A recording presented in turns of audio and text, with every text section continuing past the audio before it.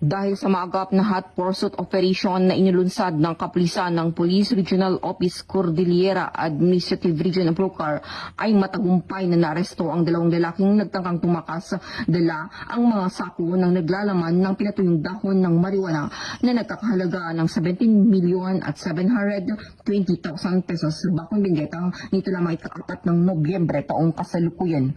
Ayon sa ulat ng First Benguet Provincial Mobile Force Company at Benguet Police Provincial Office, sila ay nagsasagawa ng checkpoint operation sa Sitio Gordian, Barangay Gambang sa nasabing bayan nang mapansin nila ang isang sasakyan na papalapit sa checkpoint. Ngunit sa halip na tumuloy ay bigla itong umikot at bumalik patungong barangay Ampusungan, Bacon. Dahil sa kahina-hinalang kilos, agad na nagsagawa ng hot pursuit operation ang mga pulis upang habulin ang tumakas na sasakyan. Ipinagbigay alam din nila sa mga tauhan ng Bacon Municipal Police Station, 2nd Provincial Mobile Force Company at Provincial Intelligence Unit ang nasabing insidente na kaagad namang naglatag ng karagdagang checkpoint sa Sitio Ay Barangay Ampusungan. Dahil sa mabilis na aksyon ng kapulisan ay agad na natuntun ang naturang sasakyan sa Sitio Mugaw, Barangay Gambang. Mga 3 to 4 kilometers yung tinakbo ng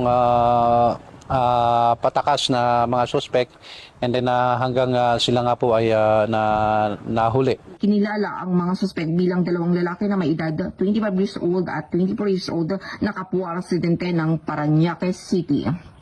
Sa isinagawang inspeksyon sa loob ng sasakyan, natuklasan ang ilang sako ng tubular nets na puno ng pinatuyong dahon ng marijuana.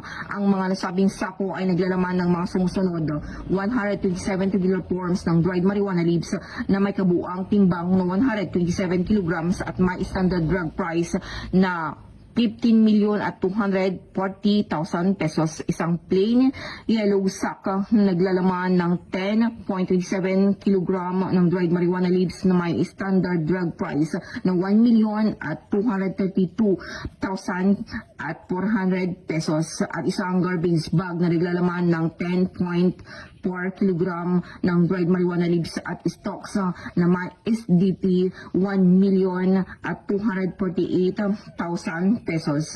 Ang mga suspeka at mga nakumpiskang ebidensya ay dinala sa kustudiya ng Bacon Municipal Police Station para sa dokumentasyon at wastong disposition. Sasampahan ang mga suspek ng kasong paglabag sa Republic Act 9165 o Comprehensive Dangerous Drugs Act of 2002. Mula dito sa Riyon ng Cordillera, ako ang inyong PNN correspondent, Police Master Sergeant Lenny Valerio, alagad ng batas, tagataguyod ng Balitang Pulis.